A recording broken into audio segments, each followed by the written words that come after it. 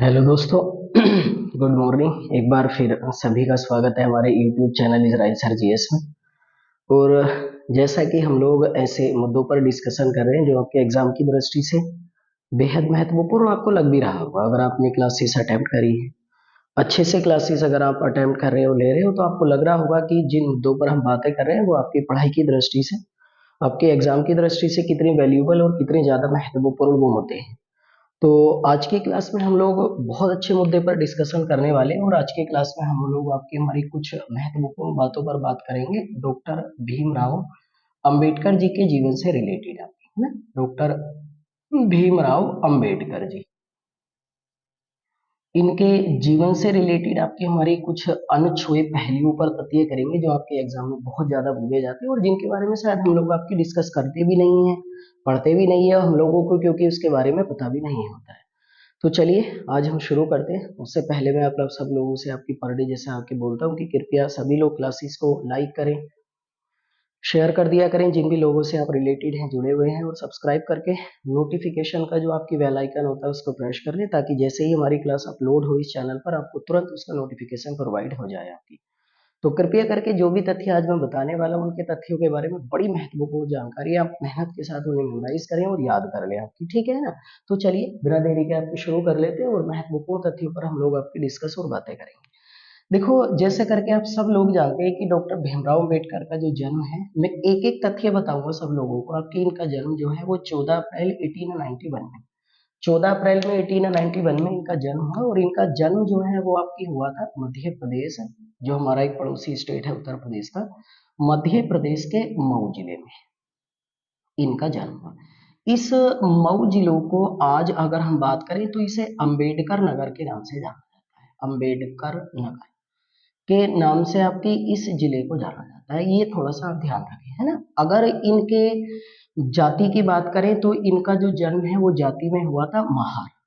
महार एक जाति होती है दलित वर्ग में, उस दलित वर्ग में आपकी महार जाति में आपकी हमारी इनका जन्म हुआ। महार जाति के अंतर्गत आपकी, है ना।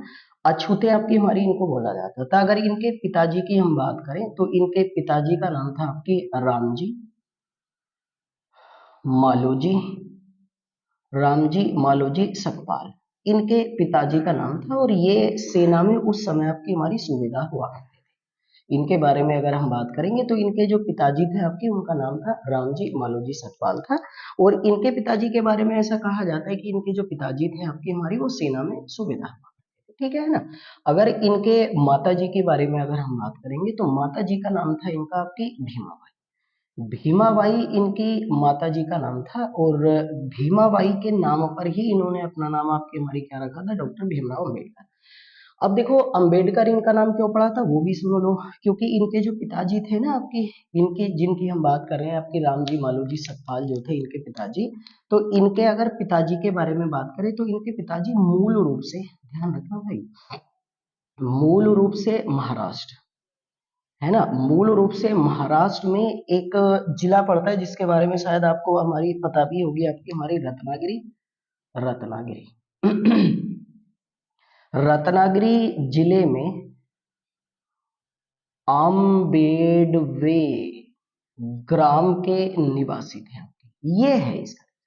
क्योंकि इनके जो पिताजी थे वो मूल रूप से महाराष्ट्र के रहने वाले थे। और महाराष्ट्र में एक जिला पड़ता है रत्नागिरी, रत्नागिरी जिले में एक गांव पड़ता है और उस गांव का नाम था आपके हमारे अम्बेडवे ग्राम। इस अम्बेडवे ग्राम के आपके हमारी मूल रूप से रहने वाले कौन थे आपके, इनके पिताजी। इनकी माताजी आपकी हमारी भीमाबाई थी। इनके पिताजी का नाम ये था, जन्म यहाँ पर हुआ, इसे वर्तमान में इस नाम से जाना जाता है। और इनकी अगर माता जी की बात करें तो इनकी माता जी की जो मृत्यु है, देखो ध्यान से सुनना, इनकी माता जी की जो मृत्यु है वो 1896 1896 में हो गई।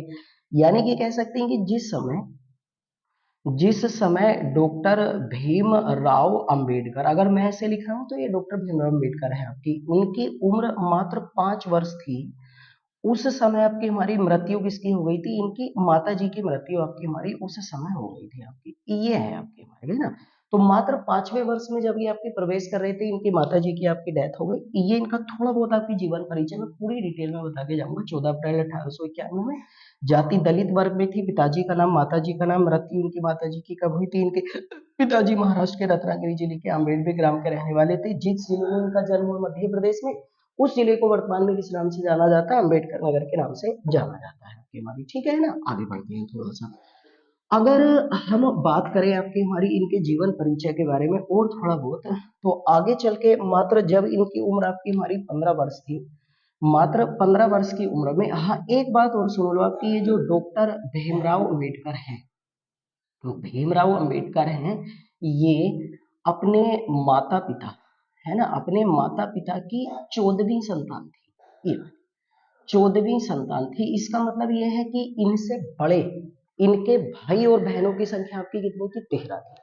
और इनके आपके हमारी जो नंबर था अपने घर में अपने माता पिता में, वो 14वें नंबर की संतान थी। अगर इनके विवाह की बात करें तो इनका विवाह जो है वो 15 वर्ष की उम्र में, 15 वर्ष की उम्र में इनका विवाह हुआ। और 15 वर्ष की उम्र में इनका विवाह जो हुआ था वो एक 9 वर्ष की एक लड़की थी आपकी, और 9 वर्ष की उस वाली लड़की का नाम था रमाबाई।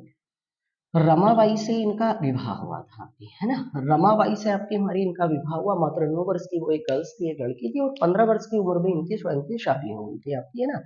इनके बारे में अगर हम बात करें तो इन्होंने शुरुआती जो पढ़ाई है आपकी हमारी वो एमपी से ही करी, मध्य प्रदेश से। और सुनने में ऐसा आता है कि जब इन्होंने शुरुआती पढ़ाई की है मध्य प्रदेश में, तो इन्हें आपकी कक्षा से बाहर बैठाया जाता था, कक्षा से बाहर, यानी कि अछूता समझा जाता था, कक्षा से बाहर बैठाया जाता था। कुछ लोग तो ऐसे भी कहते हैं कि जब ये स्कूल में पानी पीने के लिए जाते थे, और जो नलकूप होते हैं, जब पहले नलकूप चलते थे, आजकल के जमाने में भी गांव वगैरह में है वो, जिन्हें नल बोला जाता है, तो नलकूप को आपकी हमारी दूसरा एक व्यक्ति चलाता था, और ये आपकी हमारी ऐसे करके पानी आपकी हमारी हाथ में लेके तब आपकी उसको पानी पीने दिया जाता था। कि क्लास के बाहर बैठाया करते थे इनको, पानी पीने की इनको आज़ादी आपकी हमारी स्वयं से नहीं दी गई थी। फिर उसके बाद इन्होंने आपकी मुंबई से कुछ एजुकेशन प्राप्त करी है, कुछ पढ़ाई करी है, और मुंबई के उस कॉलेज में एडमिशन लेने वाले हमारे भारत के पहले स्पर्श व्यक्ति आपके हमारी बताए जाते हैं। उसके बाद ये बैरिस्टर की पढ़ाई करने के लिए चले गए, है ना। बैरिस्टर उस जमाने में आपकी वकील को बोला जाता है। बैरिस्टर जो होता है, बैरिस्टर यानी कि वकालत की जो पढ़ाई होती है, उसको पढ़ाई करने के लिए ये कहाँ पर चले गए? आपके हमारे लंदन, और लंदन से इन्होंने आपकी हमारी किसकी पढ़ाई करी है? आपकी बैरिस्टर की पढ़ाई करी है।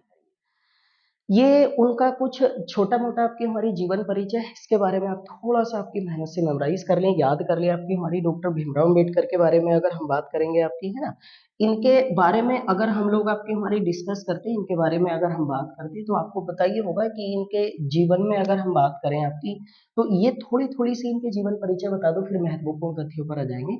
ये स्वतंत्र भारत में सबसे पहले भारत के कानून एवं न्याय मंत्री, है ना, कानून एवं न्याय मंत्री आपकी कौन बने थे? तो कानून एवं न्याय मंत्री भारत के सबसे पहले स्वतंत्र भारत के वो डॉक्टर भीमराव अम्बेडकर थे, भीमराव अम्बेडकर जी। ये स्वतंत्र भारत के सबसे पहले कानून मंत्री बने। इनके बारे में अगर हम बात करते हैं तो ये इनकी जो आपकी हमारी मृत्यु है वो हुई है आपकी 6 दिसंबर 1956 ईस्वी को इनकी डेथ हुई है। और इनका जो आपकी अगर समाधि स्थल की बात करेंगे आपकी, तो इनका जो समाधि स्थल है, तो इनका समाधि स्थल जो है आपकी हमारी वो महाराष्ट्र के मुंबई में है, ठीक है। महाराष्ट्र के मुंबई में इनका समाधि स्थल है, और इस वाले समाधि स्थल का जो नाम है आपके इनके, वो नाम रखा गया आपकी हमारी चैतीय भूमि, ये वाली ध्यान रखना भैया। आपकी हमारी चैतीय स्थल या चैतीय भूमि आपकी हमारी किसके समाधि स्थल का नाम रखा गया है? आपकी डॉक्टर भीमराव अम्बेडकर के, जो इस समय महाराष्ट्र के मुंबई में आपकी हमारी स्थित है आपकी, है ना। अगर इनकी बात करें तो 1956 ईस्वी में डॉक्टर भीमराव अम्बेडकर जी ने, भीमराव अम्बेडकर साहब ने, इन्होंने अपने 1956 ईस्वी में बौद्ध धर्म अपना लिया था। ये थोड़ा सा महत्वपूर्ण आपकी हमारी अपनाया था। इन्होंने बौद्ध धर्म आपकी अपना लिया था 1956 में, 1956 में, यानी जिस वर्ष इनकी डेथ हुई थी आपकी। इनकी डेथ आपकी हमारी नई दिल्ली में हुई है। डेथ की अगर हम बात करेंगे तो डेथ नई दिल्ली में हुई है, लेकिन इनका समाधि स्थल जो महाराष्ट्र के मुंबई में है। अगर इनकी हम बात करेंगे तो इन्हें जो है 1990 में, ये थोड़े से महत्वपूर्ण तथ्य है, 1990 ईस्वी में विश्वनाथ प्रताप आपकी हमारी, है ना, विश्वनाथ प्रताप की सरकार में इनकी अगर हम बात करें तो विश्वनाथ प्रताप की सरकार में 1990 ईस्वी में इन्हें भारत रत्न से सम्मानित किया गया था। ये भारत रत्न से भी आपकी हमारी किसे सम्मानित किया गया था आपकी, तो डॉक्टर भीमराव अम्बेडकर आएंगे। इन्हें भारत रत्न से सम्मानित 1990 में, और किस सरकार में आपकी इनको भारत रत्न से ऑनर किया गया, सम्मानित किया गया, तब आंसर क्या आएगा आपका, डॉक्टर आपकी हमारी भीमराव अम्बेडकर का, तब 1990 आएगा आपकी हमारी। अगर इनके बारे में अगर हम बात करेंगे डॉक्टर भीमराव अम्बेडकर साहब के बारे में, तो ये जो आपकी हमारी संविधान सभा में, आप इतना याद रखें जितना मैं बता रहा हूँ, संविधान सभा, भारत का संविधान बनाने के लिए जो संविधान सभा का गठन हुआ, उस संविधान सभा में ये बम्बई प्रेसिडेंसी से चुने गए थे। बम्बई प्रेसिडेंसी से आपकी हमारी ये चुने गए थे। और बम्बई प्रेसिडेंसी से, वैसे तो इतिहास से देखो मैं पढ़ के बता देता हूँ, कभी आपको डाउट हो कि मुझे मालूम है कि नहीं है, या मैं केवल थोड़ी सी तथ्य बढ़ के ही आपको बता रहा हूँ। वास्तविकता में जब अविभाजित भारत था, अविभाजित भारत का मतलब जब पाकिस्तान का बंटवारा हमसे नहीं हुआ, उस समय की अगर हम बात करें, तो डॉक्टर भीमराव अम्बेडकर बंगाल प्रेसिडेंसी से चुने गए थे संविधान सभा में। क्योंकि चुनाव होते थे संविधान सभा में लोगों के, जो 389 सदस्य थे शुरू में, उसके बाद 299 रह गए, उसके बाद 284 रह गए हैं।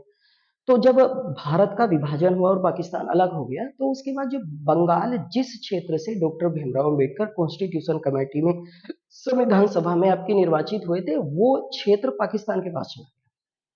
फिर डॉक्टर भीमराव अम्बेडकर के लिए एम.आर. जयकर ने अपनी सीट खाली करी बंबई प्रेसिडेंसी से, और तब बंबई प्रेसिडेंसी से इन्होंने चुनाव लड़ा, और चुनाव लड़ने के बाद आपकी हमारी ये भारतीय संविधान सभा में निर्वाचित हुए। तो इसलिए याद रखना, बंगाल प्रेसिडेंसी ऑप्शन में नहीं आता है, तो आंसर आपकी हमारी क्या देना पड़ेगा कि संविधान सभा में डॉक्टर भीमराव अम्बेडकर किस स्थान से निर्वाचित हुए थे, तो बंबई प्रेसिडेंसी से आपकी चुने गए थे। भारत रत्न कब मिला, बौद्ध धर्म कब अपनाया, डेथ कब हुई, डेथ कहाँ हुई इनका, ये आपके हमारी ये कानून मंत्री भारत के सबसे पहले, ये इनके बारे में सब कुछ ही है आपकी हमारी। पूरा ब्यौरा वैसे मैं बताऊंगा, आप चिंता क्यों कर रहे हैं, मैं टोटल ब्यौरा आप लोगों को डॉक्टर भीमराव अम्बेडकर के जीवन से रिलेटेड आपके बताने जाऊंगा, ठीक है। अगर इनके बारे में बात करें हम लोग, तो संविधान सभा में, देखो ध्यान से सुनना, संविधान सभा में सबसे महत्वपूर्ण आपकी समिति थी, और उस सबसे महत्वपूर्ण समिति का नाम था, थोड़ा सा आपकी ध्यान से लिख लें, उस महत्वपूर्ण समिति का नाम था प्रारूप समिति। प्रारूप समिति, इस प्रारूप समिति को हम लोग आपकी इंग्लिश में ड्राफ्टिंग कमेटी भी बोलते हैं, है ना, ड्राफ्टिंग कमेटी। तो अगर इसके बारे में अगर हम बात करेंगे, ड्राफ्टिंग कमेटी या प्रारूप समिति, तो इस ड्राफ्टिंग कमेटी या प्रारूप समिति का जो गठन है, वो हुआ था हमारे भारत में 29 अगस्त 1947 में। और इसके अगर सदस्यों की बात करें हम लोग, तो इसमें सदस्यों की संख्या आपके हमारी 7 थी। और इसके अगर हम अध्यक्ष की बात करेंगे, तो इसके अध्यक्ष, हम इसीलिए तो पढ़ रहे हैं, इसके अध्यक्ष आपके डॉक्टर भीमराव अम्बेडकर साहब को बनाया गया था। तो याद रखें, वैसे कभी मुझे मौका मिलेगा ऑनलाइन क्लासेस में पढ़ाने का, तो मैं आपको पढ़ाऊंगा संविधान में समितियों की संख्या कितनी थी, कैसे कैसे। समिति का मतलब होता है अलग अलग कामों पर विचार करने के लिए जो अलग अलग व्यक्तियों की अध्यक्षता में कुछ समूहों का गठन किया गया, उन समूहों को समिति बोला गया। तो ऐसी ही एक समिति थी प्रारूप समिति, जिसको इंग्लिश में ड्राफ्टिंग कमेटी कहते हैं। इस समिति को याद रखना, आपकी हमारी मसौदा समिति के नाम से भी जाना जाता है, मसौदा समिति, ठीक है। इस वाली समिति को पांडुलेखन समिति भी कहा जाता है। तो कई सारे नाम है इसके, पांडुलेखन समिति है, या फिर आपकी भैया मसौदा समिति है, प्रारूप समिति, ड्राफ्टिंग कमेटी। कितने सदस्य थे? 7। उनका अध्यक्ष कौन बनाएंगे? डॉक्टर भीमराव अम्बेडकर आपके हमारे, है ना। ऐसे ही करके अगर हम बात करें, तो डॉक्टर भीमराव अम्बेडकर ने इनके बारे में आपकी हमारी ये कुछ महत्वपूर्ण तथ्य हो जाते हैं जो इनके जीवन से रिलेटेड है। अगर इनके जीवन में अगर हम बात करेंगे आपकी हमारी, तो इन्होंने कुछ आपकी हमारी पॉलिटिकल पार्टियों की स्थापना भी करी थी। इतना हो गया ना सबका, है ना। अगर इनके बारे में अगर हम बात करें, तो इन्होंने कुछ राजनीतिक पार्टियों की स्थापना करी थी, उनके नाम लिख लें आप लोग। इन्होंने कुछ राजनीतिक पार्टियां भी स्थापित करी थी, और डॉक्टर भीमराव अम्बेडकर के द्वारा जो राजनीतिक पार्टी आपकी स्थापित की गई थी, उनमें कुछ प्रमुख राजनीतिक पार्टियों के आपके हमारे में नाम लिख देता हूँ। जैसे नंबर 1 है भारतीय रिपब्लिकन पार्टी। भारतीय रिपब्लिकन पार्टी जो है, रिपब्लिकन पार्टी, ये इन्हीं के द्वारा, क्योंकि एक बार क्वेश्चन पूछा गया था कि निम्नलिखित में से कौन सी राजनीतिक पार्टी डॉक्टर भीमराव अम्बेडकर के द्वारा स्थापित नहीं की गई है, तो भारतीय रिपब्लिकन पार्टी है आपकी हमारी। एक दूसरी पार्टी थी स्वतंत्र लेबर पार्टी। स्वतंत्र लेबर पार्टी जो है वो भी इन्हीं के द्वारा आपकी गठित की गई थी। और एक तीसरी पार्टी और है आपकी हमारी, और वो है आपकी हमारी शेड्यूल्ड, शेड्यूल्ड, शेड्यूल्ड अछूती आपकी हमारी शेड्यूल्ड कास्ट फेडरेशन, ये वाली आपकी है ना, ये इनके द्वारा आपकी हमारी कास्ट फेडरेशन, ये इनके द्वारा स्थापित की गई कुछ राजनीतिक पार्टियां हैं। इन्हें थोड़ा सा महत्वपूर्ण आप समझें, और ये क्वेश्चन पूछा गया, मैं जैसा भी बता रहा था 2018 में। तो इन्होंने ये 3 राजनीतिक पार्टी अपने जीवन में स्थापित करी थी, शेड्यूल्ड कास्ट फेडरेशन, स्वतंत्र लेबर पार्टी और भारतीय रिपब्लिकन पार्टी। आपकी इन्होंने बहिष्कृत हितकारिणी, है ना, एक पार्टी और बनाई थी आपकी बहिष्कृत हितकारिणी, बहिष्कृत आपकी हमारी हितकारिणी सभा, हितकारिणी सभा। इन्होंने एक और आपकी हमारी सभा आपकी हमारी गठित करी थी जिसका नाम है बहिष्करण हितकारिणी सभा।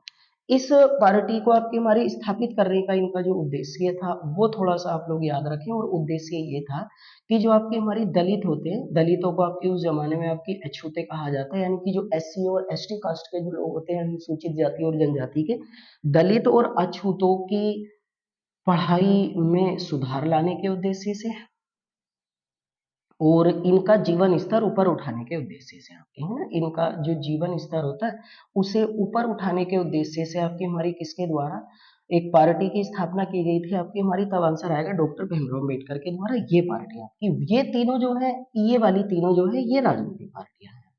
नीचे वाली आपकी पढ़ाई में सुधार लाने के लिए एक सभा की स्थापना डॉक्टर भीमराव अम्बेडकर के द्वारा की गई थी। अगर इनके जीवन में अगर हम बात करें आपकी हमारी डॉक्टर भीमराव अम्बेडकर के, तो आपको थोड़ी सी जानकर आपको पता भी चलेगा कि डॉक्टर भीमराव अम्बेडकर ने आपके हमारी भाई कुछ किताबें भी डॉक्टर भीमराव अम्बेडकर के द्वारा लिखी गई हैं, और डॉक्टर भीमराव अम्बेडकर के द्वारा जो किताबें लिखी गई हैं उन किताबों में अगर हम बात करेंगे तो एक किताब है आपकी हमारी नंबर 1, पाकिस्तान पर विचार, पाकिस्तान पर विचार। एक तो इन्होंने ये किताब लिखी है आपकी थॉट्स फॉर पाकिस्तान, इंग्लिश में भी आते हैं लिखे हुए आपके, है ना, पाकिस्तान पर विचार। एक है आपकी हमारी जाति का उच्छेद, जाति का उच्छेद, ये किताब भी आपकी इनके द्वारा लिखी गई। और तीसरी किताब आपकी हमारी रुपए की समस्या आपकी इनके द्वारा लिखी गई थी, रुपए की समस्या, रुपए की समस्या। ये किताबें आपकी हमारी किसके द्वारा लिखी गई हैं आपकी डॉक्टर भीमराव अम्बेडकर के द्वारा, रुपए की समस्या, उद्धव और समाधान, ये किताब है उद्धव और समाधान।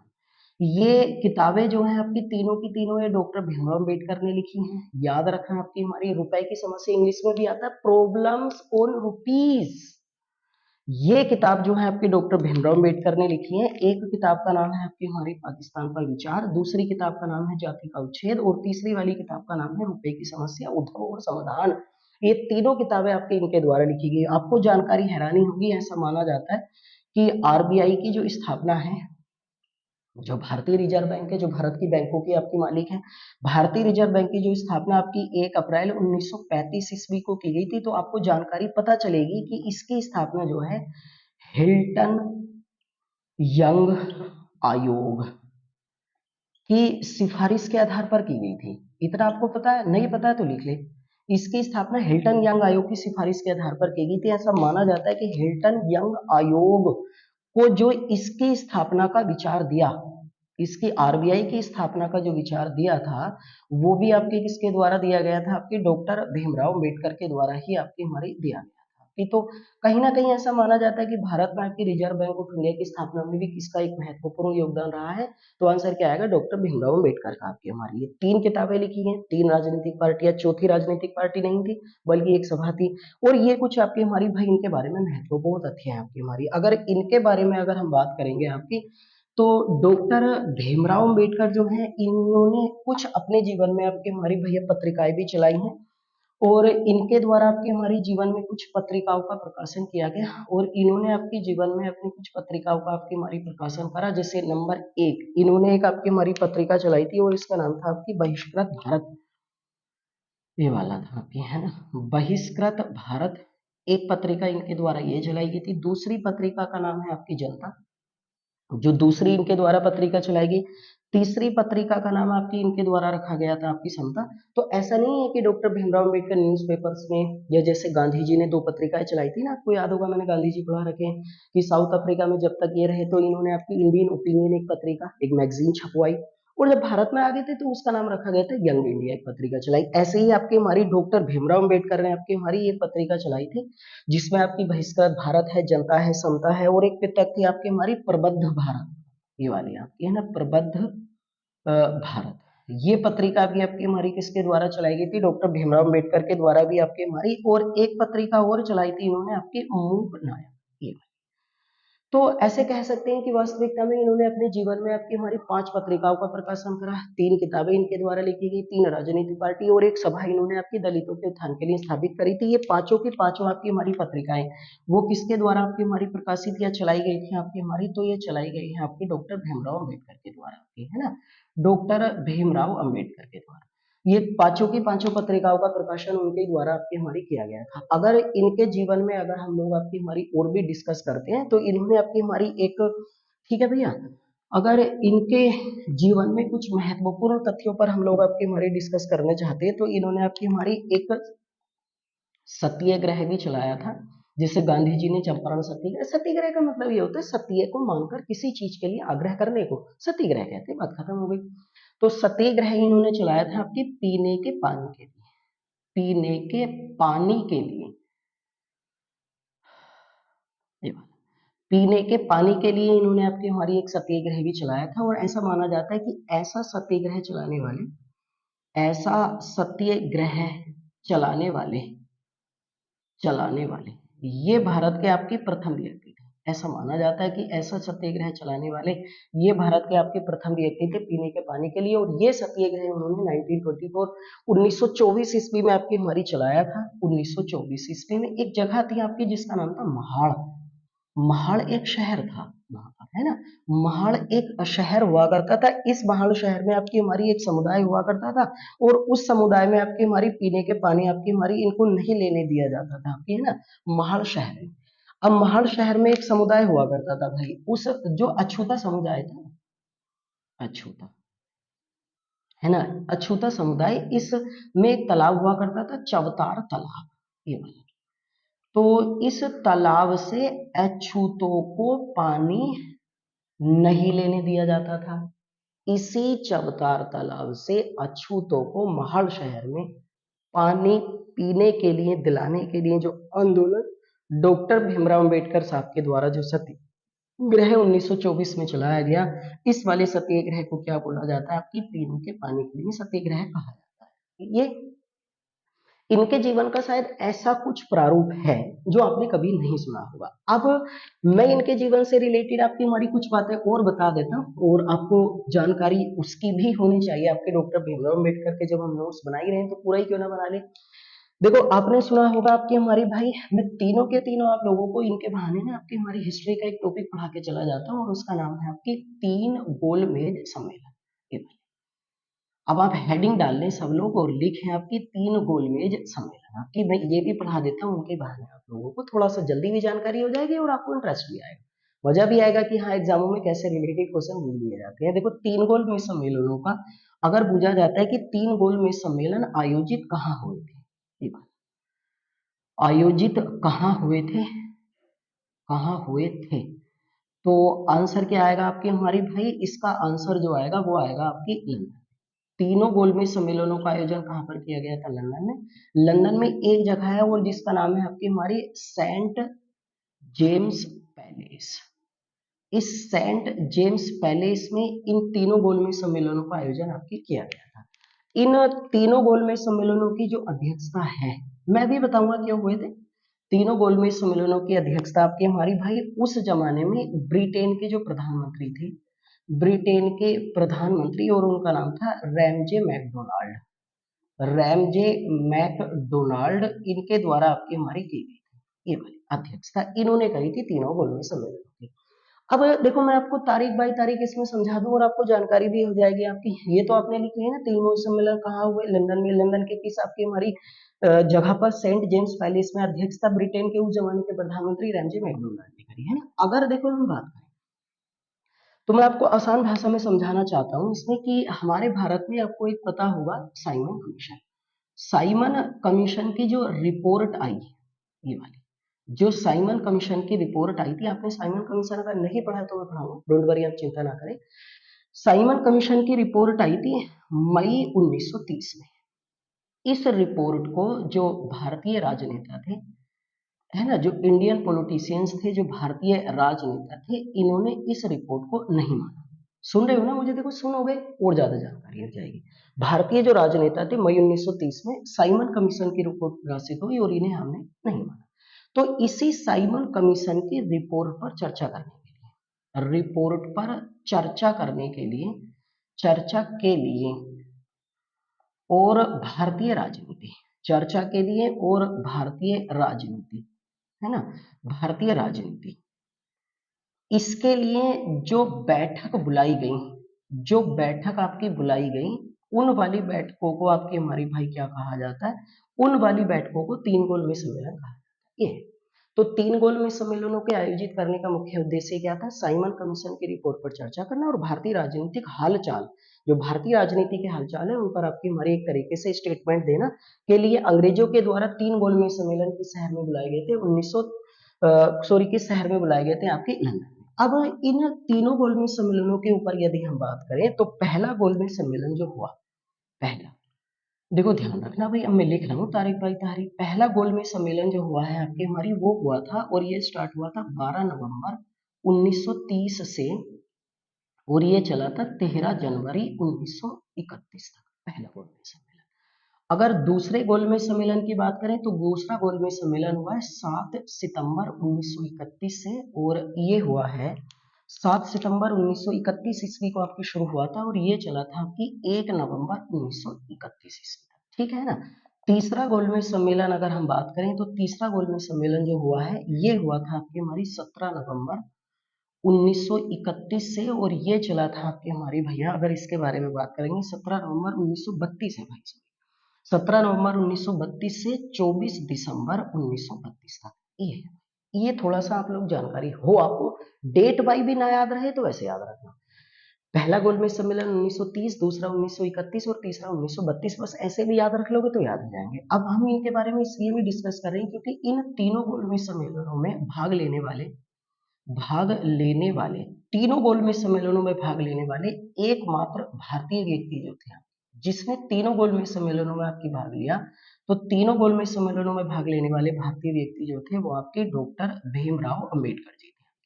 तीनों गोलमेज सम्मेलनों में भाग लेने वाले है ना, तीनों, पहले गोलमेज सम्मेलन में भी, दूसरे में भी और तीसरे में भी। इसमें अगर हम बात करें आपकी जो कांग्रेस ने किस गोलमेज सम्मेलन में भाग लिया, है ना, कांग्रेस ने किस गोलमेज सम्मेलन में भाग लिया, अगर ये क्वेश्चन पूछा जाता है तो कांग्रेस ने किस गोलमेज सम्मेलन में भाग लिया, तो आंसर आएगा आपकी हमारी दूसरे गोलमेज सम्मेलन में। और कांग्रेस की तरफ से दूसरे गोलमेज सम्मेलन में आपकी भाग लेने के लिए आपकी दो जो गए थे वो कौन थे, आपके गांधी जी, ये याद रखना भाई। यानी कांग्रेस ने एकमात्र गोलमेज सम्मेलन में भाग लिया और कांग्रेस ने कौन से गोलमेज सम्मेलन में भाग लिया है, तब कौन सा आंसर आएगा, दूसरे गोलमेज सम्मेलन में। और कांग्रेस की तरफ से दूसरे गोलमेज सम्मेलन में, है ना, गोलमेज सम्मेलन, दूसरे गोलमेज सम्मेलन में भाग लेने वाले व्यक्ति कौन थे, महात्मा गांधी जी थे। महात्मा गांधी एकमात्र कांग्रेस के व्यक्ति हैं, एकमात्र कांग्रेस के व्यक्ति हैं, एकमात्र कांग्रेस के व्यक्ति हैं जिन्होंने जिन्होंने दूसरे गोलमेज सम्मेलन में भाग लिया था, कि एकमात्र आपकी हमारी गोलमेज सम्मेलन में भाग लेने वाली कांग्रेस दूसरे में, और गांधी जी ने किस में भाग लिया था, दूसरे वाले, है ना। इसी अगर हम बात करें, डेरी का लिख ली होगी, गोलमेज सम्मेलन पर हम लोग आपके डिस्कस कर रहे हैं और बातें कर रहे हैं। अब देखो इसमें क्या हुआ था आपके, ये जो दूसरा गोलमेज सम्मेलन है ना, जो दूसरा आपके गोलमेज सम्मेलन है, इसमें अगर हम बात करें तो महात्मा गांधी, है ना, जो गए थे आपके भाग लेने के लिए, वो एस एस राजपुताना जहाज से भाग लेने के लिए गए। और गांधी जी जो वहां रुके थे, यानी कि इन्हें जो वहां ठहराया गया था, तो इन्हें वहां जो ठहराया गया था आपकी वो था किंग्सले हॉल। किंग्सले हॉल एक बहुत मशहूर आपकी जगह आज भी है, किंग्सले हॉल में ठहरे एस एस राजपुताना भाग लेने के लिए दूसरे। इसी दूसरे गोलमेज सम्मेलन में जो आपके गांधी जी थे और डॉक्टर भीमराव अंबेडकर थे आपके, है ना, डॉक्टर भीमराव अंबेडकर थे, इनके दोनों के बीच में दलितों के लिए पृथक निर्वाचक मंडल को लेकर, दलितों के लिए पृथक निर्वाचक मंडल जो होता है आपकी, इसको लेकर पृथक निर्वाचक मंडल इसको लेकर विवाद हुआ, ये वाला। और गांधी जी जो है आपकी हमारी वो इस पृथक निर्वाचक मंडल से आपकी सहमत नहीं थे और इसीलिए वो दूसरे गोलमेज सम्मेलन में वापस आपके खाली हाथ लौट आए थे, आपकी हमारी कोई भी समझौता वहां पर नहीं हुआ था, खाली हाथ लौट आए। ये वाली बात ध्यान रखें कि गांधी जी के बीच में और डॉक्टर भीमराव अंबेडकर के बीच में किस सम्मेलन में विवाद हुआ? दूसरे में।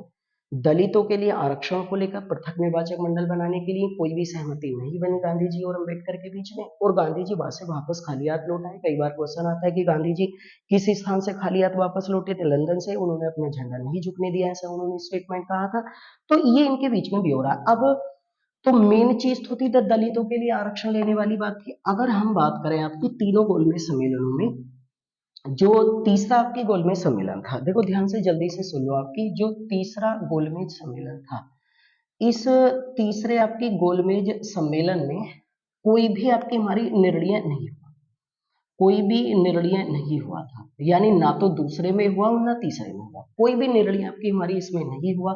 तो क्या हुआ था आपकी हमारी, जो इसकी मैं अभी बात कर रहा था, आपकी रैमजे मैकडोनाल्ड, रैमजे मैकडोनाल्ड, ये वाला है ना, रैमजे मैकडोनाल्ड ने, तारीख याद रखेंगे तो बढ़िया है, 16 अगस्त 1932 ईस्वी को, ये वाला 16 अगस्त 1932 ईस्वी को रैमजे मैकडोनाल्ड ने भारत में दलितों के लिए पृथक निर्वाचक मंडल की व्यवस्था कर दी, और इन्हें भी हिंदुओं से अलग कर दिया, पृथक निर्वाचक मंडल बनाया, और इन्हें कुछ सीटों पर आरक्षण दिया, कुछ सीटों पर आरक्षण दिया, ये वाला आरक्षण दिया गया। और इस वाली स्थिति को जो इन्होंने करा था कि 16 अगस्त 1932 ईस्वी को, इस वाली स्थिति को आपकी कम्युनल अबोर्ड या सांप्रदायिक पंचायत कहा जाता है। ये वाली बात आप याद रखें। तो सांप्रदायिक पंचायत या इंग्लिश में कम्युनल अबोर्ड बोला जाता है। इसकी घोषणा रैमजे मैकडोनाल्ड ने कब करी थी? 16 अगस्त 1932। किस लिए की गई थी? पृथक निर्वाचक मंडल। देखो ऐसा था, रैमजे मैकडोनाल्ड ने यह कहा कि तीनों गोलमेज सम्मेलन आपके विफल हो चुके हैं, कोई भी निर्णय नहीं निकला, तो ऐसा कर लेते हैं, दलितों के लिए कुछ सीटें केंद्रीय प्रांतीय, जो केंद्रीय विधानसभा होती है और प्रांतों की विधानसभा होती है, प्रांत मतलब राज्य है, केंद्र का मतलब सेंटर, जैसे आज लोकसभा और विधानसभा है, तो इनमें कुछ सीटें आरक्षित हम कर देंगे, और इन सीटों पर केवल वोट डालने का अधिकार जो होगा वो दलितों के निर्वाचक मंडल को ही होगा, एक अलग निर्वाचक मंडल बना देंगे। तो एक तरीके से अभी तक आपकी सिखों को पृथक निर्वाचक मंडल की व्यवस्था थी, मुस्लिमों के लिए थी, ईसाइयों के लिए थी, यूरोपीय के लिए थी, अब दलितों के लिए भी कर दी गई। तो हिंदुओं से दलितों को भी अलग कर दिया, किसने? रैमजे मैकडोनाल्ड ने। तो रैमजे मैकडोनाल्ड की इस वाली निर्णय को आपकी क्या कहा जाता है? Communal award. तो रैमजे मैकडोनाल्ड ने कम्युनल अबोर्ड आपकी हमारी कब किया था? जब तीनों गोलमेज सम्मेलन विफल हो गए। इसी कम्युनल अबोर्ड के विरोध में, इसी कम्युनल अबोर्ड के विरोध में महात्मा गांधी जी ने 20 अगस्त, बहुत महत्वपूर्ण डेट है आपकी हमारी, सॉरी 20 सितंबर 1932 ईस्वी को अपने जीवन का पहला आमरण अनशन, आमरण अनशन को आपकी इंग्लिश में बोला जाता है unto till death, unto till death, अपने जीवन का पहला आमरण अनशन अनटू टिल डेथ आपकी हमारी यरवदा जेल में करा था। यरवदा जेल, ये इस समय महाराष्ट्र में है। तो उस समय गांधी जी, जिस समय आपकी हमारी कम्युनल अबोर्ड की घोषणा आपके रैमजे मैकडोनाल्ड ने करी, वो नहीं चाहते थे कि दलितों के लिए पृथक निर्वाचक मंडल हो, क्योंकि उन्हें भी दलितों की फिक्र थी, वो चाहते थे कि दलित भी एक हिंदू वर्ग की कैटेगरी में आपकी रहे। लेकिन गांधी जी ने इसका विरोध करा कम्युनल अबोर्ड का, और 20 सितंबर 1932 ईस्वी को उन्होंने अपने जीवन का आमरण अनशन करा, और आमरण अनशन उन्होंने यरवदा जेल में करा था, जो महाराष्ट्र में। अनटूटेड डेथ का मतलब होता है जब तक वो आपके भूखे रहेंगे, जब तक या तो इसको वापस नहीं लिया जाता या फिर अपनी जान दे देंगे हमारी। तो ये है आपकी, ठीक है भैया, है ना। तो तीनों, अब ये जो आमरण अनशन आपकी गांधी जी ने करा है, और ये जो आपकी हमारी गोलमेज सम्मेलन विफल हुए हैं, और जो कम्युनल बोर्ड आया, इसी के बाद, देखो ध्यान से सुनना आपकी, इसी के बाद महात्मा गांधी, अब आने वाले हम कंक्लूजन पे, महात्मा गांधी जी वह डॉक्टर भीमराव अंबेडकर, इनके बीच में एक समझौता हुआ, और उस वाले समझौते को बोला जाता है आपकी पूना पैक्ट, इंग्लिश में कहते हैं, या पूना समझौता इंग्लिश में कहा जाता है। तो पूना पैक्ट, ये पूना समझौता किसके विरोध में किया गया था आपकी भाई? कम्युनल अबोर्ड के विरोध में। और ये समझौता किस किसके बीच में हुआ? डॉक्टर भीमराव अंबेडकर, और इसकी तारीख लिख लें 24 सितंबर 1932 ईस्वी को।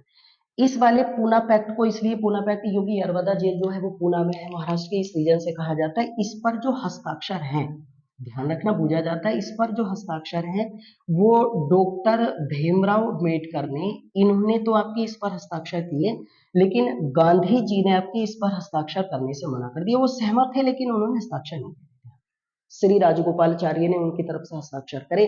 तो अंबेडकर जी के बीच में और इनके बीच में समझौता हुआ। अब ये जो पूना पैक्ट समझौता ना, इसके तहत ध्यान से सुनना भाई, इसके तहत जो है हमारे भारत में आपकी हमारी क्या किया गया था, जो दलित होंगे, है ना, दलितों के लिए जो प्रांतीय विधानसभा है, दलितों के लिए प्रांतीय विधानसभा जो है, उनमें 71 सीटों से बढ़ाकर 71 सीटों से बढ़ाकर 148 सीटें दलितों के लिए आरक्षित कर दी गई थी। दलितों के लिए आरक्षित की गई थी। आपकी ये वाली बात बड़ी महत्वपूर्ण याद रखना। और केंद्रीय विधानसभा में, है ना, उस जमाने में केंद्रीय विधानसभा बोला जाता था भाई, केंद्रीय विधानसभा में 18% सीटें 18% सीटें दलितों के लिए आरक्षित की गई थी। दलितों के लिए आरक्षित की गई थी। ये समझौते के तहत हुआ। यानी गांधी जी सहमत ही हो गए थे, लेकिन वास्तविकता में वही समझौते को नहीं करना चाहते थे। लेकिन फिर भी डॉक्टर भीमराव अम्बेडकर को प्रसन्न करने के लिए उन्होंने इस हिसाब की हमारी समूह की स्थापना, आपकी सॉरी, इस समझौते पर आपकी मान्यता दी, लेकिन सिग्नेचर करने से मना कर दिया। तो याद रखना, आपकी हमारी पूना पैक्ट के तहत कितने प्रतिशत आपकी सीटें केंद्रीय विधानसभा में आरक्षित की गई दलितों के लिए? 18%। और 71 सीटें जो कम्युनल अवार्ड में थी, मुझे सुनेंगे और ज्यादा फायदा होगा, कम्युनल अवार्ड में जो दलितों के लिए 71 सीटें थी, इनकी संख्या बढ़ाकर कितनी कर दी गई? 148 सीटें। ये पूरा भी हो रहा है। इससे अलग मुझे नहीं लगता आपकी हमारी महात्मा गांधी, सॉरी, डॉक्टर भीमराव अम्बेडकर के जीवन से रिलेटेड आपकी कुछ भी तथ्य आप लोगों से आपके एग्जाम में इसके अलग आपकी कुछ पूछे जाने वाला। अच्छा, पूरी डिटेल में मैंने आपको तीनों उनमें सम्मेलन भी बता दिए, कम्युनल अवार्ड सांप्रदायिक पंचायत भी बता दिया, पूरा पैक्ट भी आप लोगों को बता दिया, और डॉक्टर भीमराव अम्बेडकर के जीवन से रिलेटेड जो भी अछूते पहलू थे, जो भी महत्वपूर्ण तथ्य थे आपकी हमारी, वो मैं बता चुका हूँ, मुझे सुन लेंगे। इसी के बाद गांधी जी ने आपकी सब कुछ राजनीति करना छोड़ दिया, और इसके बाद उन्होंने आपकी हमारी छुआछूत विरोधी लीग की स्थापना करी, जिसको हरिजन सेवक संघ का नाम दिया गया, और जिसके अध्यक्ष आपकी हमारी, अगर हम बात करें तो कौन आपकी नियुक्त किए गए थे आपकी, तो घनश्याम दास बिड़ला उस सभा के अध्यक्ष आपके नियुक्त किए गए थे। उसके बाद के ब्यौरा मैं आप लोगों को इससे पहले बता चुका हूँ। तो एक अच्छा नोट्स है, एक अच्छी तैयारी है, और अगर जो फायदा उठाने वाले अच्छे तरीके से इसका फायदा उठा सकते हैं आपकी इन क्लासेस का, लाइक जरूर कर दिया करें कृपया करके आपकी क्लासेस को। अगर आप अटेम्प्ट करें और पूरी क्लास को अटेम्प्ट किया करें, आपके आपके जीवन के लिए बड़े महत्वपूर्ण तथ्य मैं आपके लिए लेकर आता हूँ। तो कृपया आपसे फिर आपकी मुलाकात होगी, आपसे फिर आपकी जानकारी ऐसे ही करके हम तथ्यों पर बातें करेंगे। तब तक आपसे विदा चाहते हैं। टेक केयर, अपना ध्यान रखिए, क्लास को लाइक, सब्सक्राइब और शेयर करने की कोशिश करें। सभी लोग ज्यादा से ज्यादा आपके हमारे गुड बाय।